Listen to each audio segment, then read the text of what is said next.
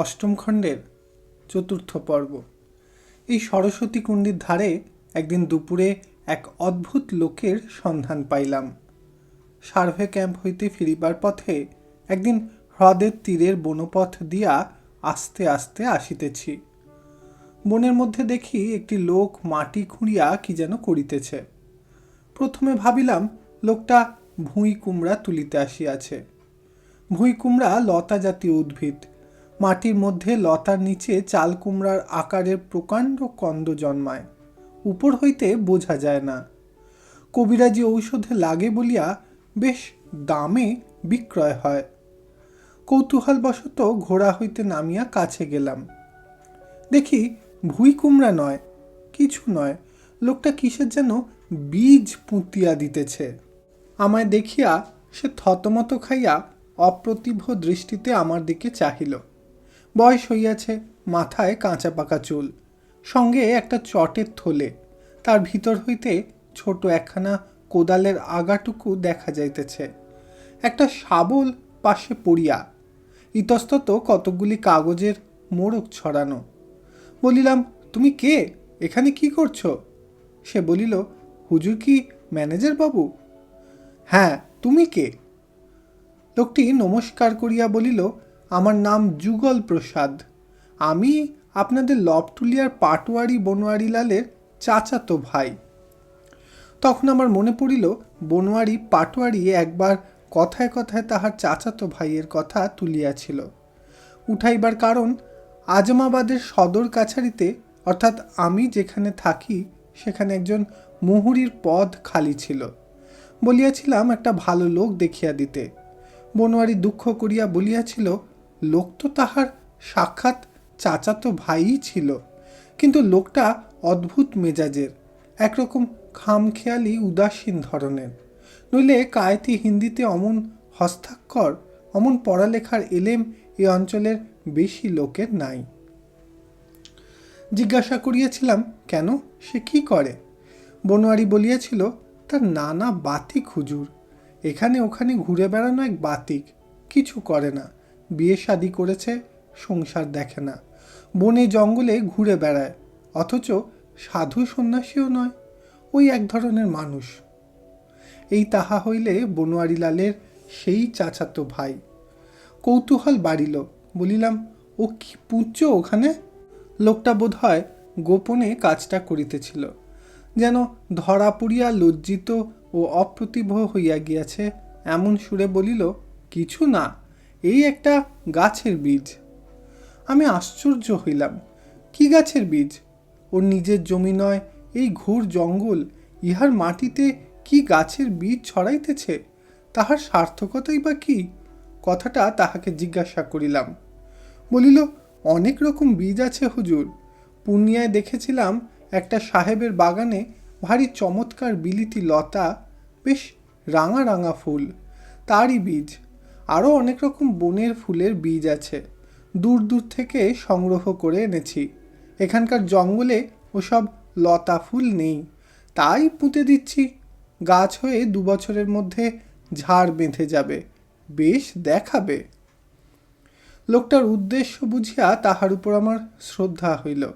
লোকটা সম্পূর্ণ বিনা স্বার্থে একটা বিস্তৃত বন্যভূমির সৌন্দর্য বৃদ্ধি করিবার জন্য নিজের পয়সা ও সময় ব্যয় করিতেছে, যে বনে তাহার নিজের ভূসত্ত্ব কিছুই নাই। কি অদ্ভুত লোকটা! যুগল প্রসাদকে ডাকিয়া এক গাছের তলায় দুজনে বসিলাম। সে বলিল, আমি এর আগেও এ কাজ করেছি হুজুর। লবটুলিয়াতে যত বনের ফুল দেখেন, ফুলের লতা দেখেন, ওসব আমি আজ 10-12 বছর আগে কতক পূর্ণিয়ার বন থেকে, কতক দক্ষিণ ভাগলপুরের লক্ষ্মীপুর স্টেটের পাহাড়ি জঙ্গল থেকে এনে লাগিয়েছিলাম। এখন একেবারে ওসব ফুলের জঙ্গল বেঁধে গিয়েছে। জিজ্ঞাসা করিলাম, তোমার কি এ কাজ খুব ভালো লাগে? উত্তর করিল, লবটুলিয়া বৈহারের জঙ্গলটা ভারী চমৎকার জায়গা। ওইসব ছোটোখাটো পাহাড়ের গায়ে কি এখানকার বনে ঝোপে নতুন নতুন ফুল ফোটাবো, এ আমার বহু দিনের শখ। কি ফুল নিয়ে আসতে? আমি জিজ্ঞাসা করিলাম। উত্তর করিল, কি করে আমার এদিকে মন গেল তা একটু আগে হুজুরকে বলি। আমার বাড়ি ধরমপুর অঞ্চলে। আমাদের দেশে বুনো ভান্ডির ফুল একেবারেই ছিল না। আমি মহিষ চড়িয়ে বেড়াতাম ছেলেবেলায় কুশি নদীর ধারে ধারে। আমার গাঁ থেকে 10-15 ক্রোশ দূরে। সেখান থেকে বীজ নিয়ে গিয়ে দেশে লাগাই। এখন আমাদের অঞ্চলের পথের ধারে বনঝোপ লোকের বাড়ির পিছনে পুরো জমিতে ভান্ডির ফুলের একেবারে জঙ্গল। সেই থেকে আমার এই দিকে মাথা গেল। যেখানে যে ফুল নেই সেখানে সেই ফুল গাছ লতা নিয়ে পুঁতব, এই আমার শখ। সারা জীবন ওই করে ঘুরেছি। এখন আমি ও কাজে ঘুণ হয়ে গিয়েছি। যুগলপ্রসাদ দেখিলাম এদেশের বহু ফুল ও সুদৃশ্য বৃক্ষলতার খবর রাখে। এ বিষয় সে যে একজন বিশেষজ্ঞ তাহাতে আমার সন্দেহ রহিল না। বলিলাম, তুমি অ্যারিস্টোলোকিয়া লতা চেনো? তাহাকে ফুলের গড়ন বলিতেই সে বলিল, হংসলতা। হাঁসের মতো চেহারা ফুল হয় তো? ও তো এদেশের গাছ নয়, পাটনায় দেখেছি বাবুদের বাগানে। তাহার জ্ঞান দেখিয়া আশ্চর্য হইতে হয়। নিছক সৌন্দর্যের এমন পূজারই বা কটা দেখিয়াছি। বনে বনে ভালো ফুল ও লতার বীজ ছড়াইয়া তাহার কোনো স্বার্থ নাই, 1 পয়সা আয় নাই। নিজে সে নিতান্তই গরিব, অথচ শুধু বনের সৌন্দর্য সম্পদ বাড়াইবার চেষ্টায় তার এই অক্লান্ত পরিশ্রম ও উদ্বেগ। আমায় বলিল, সরস্বতী কুণ্ডির মতো চমৎকার বন এ অঞ্চলে কোথাও নেই বাবুজি। কত গাছপালা যে আছে, আর কি দেখেছেন জলের শোভা। আচ্ছা, আপনি কি বিবেচনা করেন, এতে পদ্ম হবে পুঁতে দিলে? ধরমপুরের পাড়াগা অঞ্চলে পদ্ম আছে অনেক পুকুরে। ভাবছিলাম গেরো এনে পুঁতে দেব। আমি তাহাকে সাহায্য করিতে মনে মনে সংকল্প করিলাম। দুজনে মিলিয়া এ বনকে নতুন বনের ফুলে লতায় গাছে সাজাইব। সেদিন হইতে ইহা আমাকে যেন একটা নেশার মতো পাইয়া বসিল। যুগলপ্রসাদ খাইতে পায় না, সংসারে বড় কষ্ট, ইহা আমি জানিতাম। সদরে লিখিয়া তাহাকে 10 টাকা বেতনে একটা মুহুরির চাকুরি দিলাম আজমাবাদ কাছারিতে।